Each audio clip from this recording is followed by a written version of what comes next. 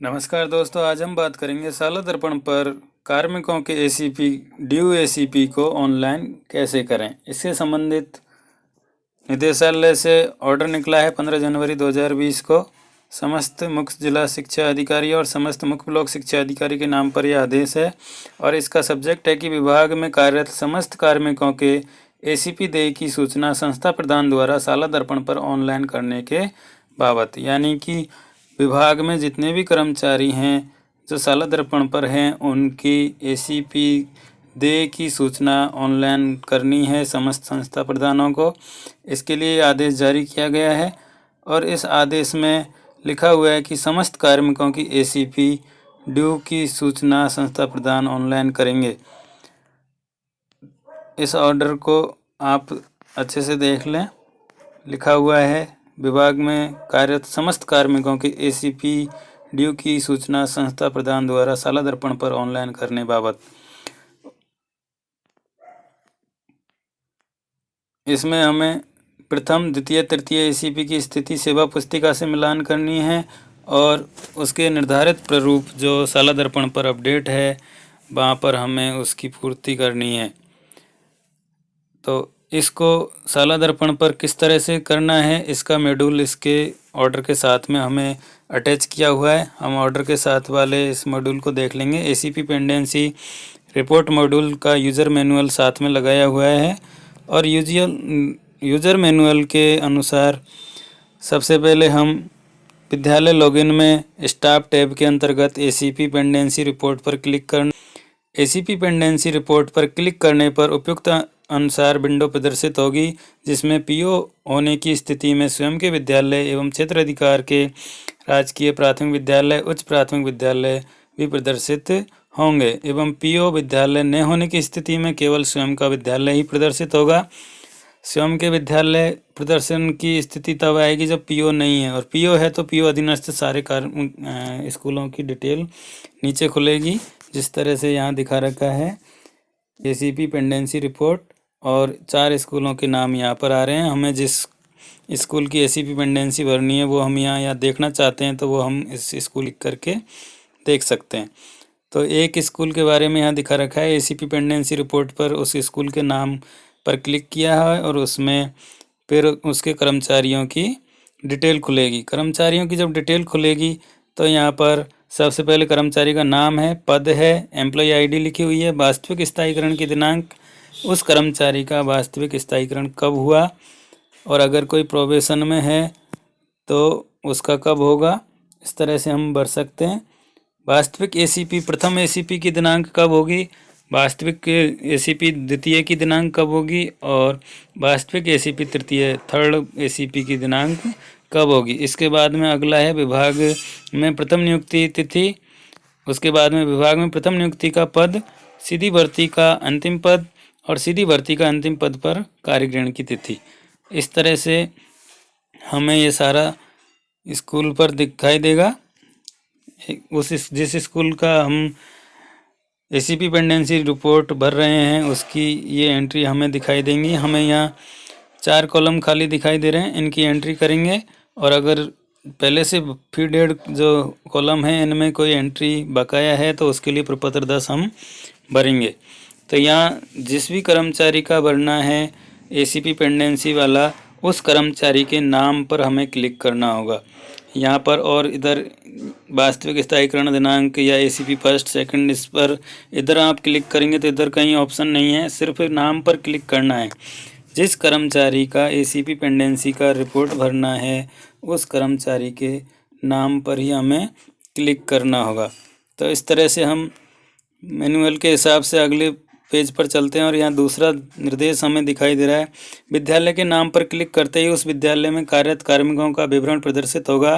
कार्मिकों के नाम के सामने उसका पद, एम्प्लॉय आईडी, प्रथम कार्यग्रहण तिथि एवं पद एवं सीधी भर्ती का अंतिम पद, उस पर कार्यग्रहण तिथि प्रदर्शित होगी।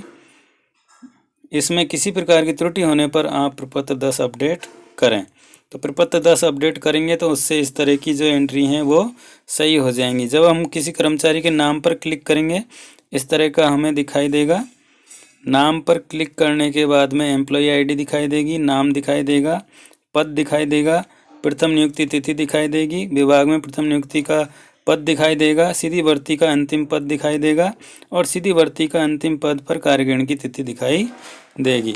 अब इसके बाद हमें यहाँ पर स्थायीकरण एसीपी फर्स्ट, एसीपी सेकंड और एसीपी थर्ड दिखाई दे रहे हैं और इसमें हमें यहाँ स्थायीकरण की दिनांक भरनी है। स्थायीकरण हो गया है तो यस करें और यस करने के बाद में आदेश की दिनांक, इसके बाद में अगर नहीं हुआ है तो कारण यहाँ पर सेलेक्ट रीजन में जाकर कट कर सकते हैं। इसी तरह वास्तविक दिनांक एसीपी फर्स्ट की कब मिलने वाला है या कब मिलना चाहिए था, दोनों ही हैं। जिन कर्मचारियों को नहीं मिला है उनका और जिन कर्मचारियों को आगे मिलेगा उनका सभी की एंट्री करनी है। इसके बाद में ये सारी एंट्री आप करके सबमिट बटन पर क्लिक करेंगे। तो इसके लिए यहाँ जो निर्देश दे रखा है उसको हम वापस से पढ़ लेते हैं। तीसरा निर्देश है, किसी भी कर्मचारी के नाम पर क्लिक करते ही उपरोक्त अनुसार पॉपअप विंडो प्रदर्शित होगी जिसमें उस कार्मिक के स्थायीकरण तथा देय 3 एसीपी के संबंध में विवरण भरकर सेव करना होगा। चौथा निर्देश है कि समस्त कार्मिकों के उपयुक्त 4 विवरण भरे जाने अनिवार्य हैं। समस्त कार्मिकों के उपयुक्त 4 विवरण भरे जाने अनिवार्य हैं, यानी कि स्थायीकरण एसीपी फर्स्ट, एसीपी सेकंड और एसीपी थर्ड सारे विवरण भरे जाने अनिवार्य हैं। कार्मिक की अंतिम सीधी भर्ती से नियुक्ति तिथि से नियमानुसार गणना करते हुए दे आगामी एसीपी की तिथि भी आज की स्थिति के अनुसार भर दी जावे, जिसमें भविष्य में परिवर्तन के अनुसार अपडेट किया जा सकेगा। यानी कि किसी भी कार्मिक की एसीपी की गणना आज की स्थिति देखते हुए भरना है कि पहली एसीपी उसको तब मिलेगी, उसके बाद में दूसरी एसीपी कब मिलेगी और तीसरी कब मिलेगी। अगर उसमें कोई चेंज आता है तो उसको बाद में परिवर्तन भी किया जा सकेगा। स्थायीकरण और एसीपी हो जाने की स्थिति में यस का चयन करना है और आदेश दिनांक उसमें एंटर करनी है।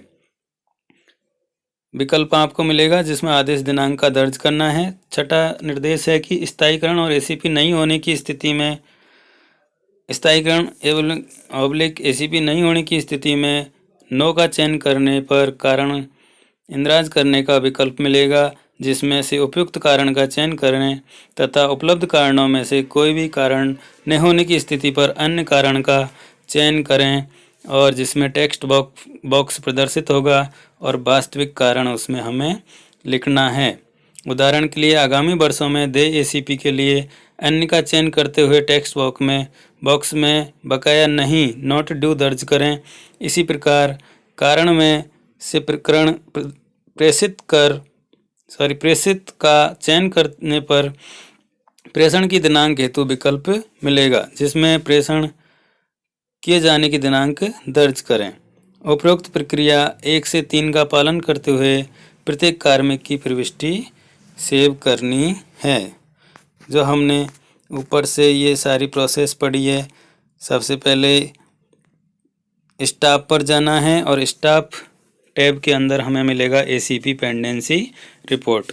एसीपी पेंडेंसी रिपोर्ट के अंदर सारे स्कूल, अगर पीओ स्कूल है तो सारे स्कूल दिखाई देंगे और अगर पीओ स्कूल नहीं है, राजकीय प्राथमिक और उच्च प्राथमिक विद्यालय इस तरह के विद्यालय हैं, तो सिर्फ अपने विद्यालय की रिपोर्ट दिखेगी। उसमें अपने विद्यालय का नाम आएगा और अपने विद्यालय के समस्त कर्मचारियों की वहाँ से एंट्री कर पाएंगे। इसी तरह से जब इस पर हम कर्मचारी के नाम पर क्लिक करेंगे, ये इस तरह के फॉर्मेट हमें दिखाई देगा, जिसमें हमें वास्तविक स्थायीकरण की दिनांक का फीड करना है, वास्तविक एसीपी फर्स्ट, सेकंड, थर्ड, ये चारों एंट्री हमें करनी है। और अगर इसके अलावा ये पहले से जो फीडेड एंट्री हैं उनमें कोई चेंज करना है तो प्रपत्र 10 में जाकर करना होगा। तो ये तीनों स्टेप हैं। पहली स्टेप ऊपर जिसमें अपन को एसीपी पेंडेंसी रिपोर्ट पर जाना है, उसके बाद में दूसरी स्टेप ये होगी यहाँ पर आना है और तीसरी स्टेप उस कर्मचारी के नाम पर क्लिक करना है और ये इस तरह का हमें फॉर्मेट दिखाई देगा, जिसमें आके हमें उसकी एंट्री करनी है और लास्ट में सबमिट बटन पर क्लिक करना है। तो ये फॉर्मेट हमें जल्द से जल्द भरना है। निर्देशों में ये कहा गया है कि इसको जल्दी से भर के सारे अधीनस्थ विद्यालयों का भी और स्वयं के विद्यालयों का फीडिंग तुरंत करनी है। तो वीडियो थोड़ा लंबा हो गया है, इसके लिए मैं थोड़ा सा आपको शॉर्ट में इसको साला दर्पण पर करके दिखा देता हूँ किस तरह से हम साला दर्पण पर ये कार्य करेंगे। साला दर्पण होम पेज पर आते हैं। यहाँ पर हमें डायरेक्ट दिखाई दे रहा है दूसरे नंबर पर एसीपी पेंडेंसी रिपोर्ट। हम यहाँ से जा सकते हैं। एसीपी पेंडेंसी रिपोर्ट पर हमने क्लिक किया और यहाँ पर क्लिक करने पर हमारे अधीनस्थ और हमारे विद्यालय सारे यहाँ पर दिखाई दे रहे हैं। तो मुझे मेरा विद्यालय पर क्लिक करना है। यहाँ पर मैंने अपने स्कूल के नाम पर क्लिक किया और यहाँ पर इस तरह से जो फॉर्मेट अभी मैंने आपको दिखाया था वो यहाँ दिखाई दे रहा है। नाम, पद, एम्प्लॉय आईडी, वास्तविक स्थायीकरण दिनांक, वास्तविक एसीपी दिनांक, एसीपी सेकंड, थर्ड और विभाग में नियुक्ति, प्रथम नियुक्ति, सीधी भर्ती और ये इस तरह से डिटेल आपको दिखाई दे रही है। तो इस तरह से हम आसानी से इस फॉर्म पर पहुंच पाएंगे और यहाँ पर जिस भी कर्मचारी का हमें डिटेल फीड करनी है उस कर्मचारी के नाम पर हमें क्लिक करना होगा।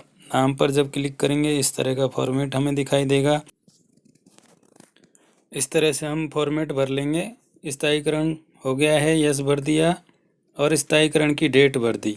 ठीक है, तो यहाँ पर यस करने के बाद में कोई रीज़न नहीं पूछेगा। अगर आप नो करते हो तो नो करने के बाद में रीज़न पूछेगा, आप रीज़न भर सकते हैं। इसी तरह एसीपी की डेट भर दी है और एसीपी का क्या, इस एसीपी का स्थायीकरण हो गया तो इसको नो कर दिया और यहाँ पर कारण में अन्य कर दिया और अन्य करने के बाद में वापस से बॉक्स खुलेगा, उसमें लिख दिया नॉट ड्यू। तो ड्यू नहीं है तो नॉट ड्यू लिख के हमें ये सारी सेव करनी है। एसीपी की डेटें भर लें और उसके बाद में नॉट ड्यू और भर के हमें यहाँ अपडेट करना है। तो इस तरह से हम जिन कार्मिकों के एसीपी अब पेंडिंग नहीं है उनके नॉट ड्यू करके भरना है और जिनकी पेंडिंग है उनके पेंडिंग का कारण हमें भरना है। तो भर के यहाँ पर हमें इसको अपडेट करना है। तो अपडेट करने पर उस कार्मिक की डिटेल सक्सेसफुली सेव हो जाएंगी और वो डिटेलें हमें यहाँ पर दिखाई देने लगेगी। यहाँ हमने इस तरह से भरा है और ये डिटेलें यहाँ पर दिखाई देंगी। तो इस तरह से आप आसानी से सभी कर्मचारियों की एसीपी पेंडेंसी भर सकते हैं। आशा करता हूँ आपको मेरे द्वारा दी गई जानकारी पसंद आई होगी। वीडियो देखने के लिए बहुत बहुत धन्यवाद।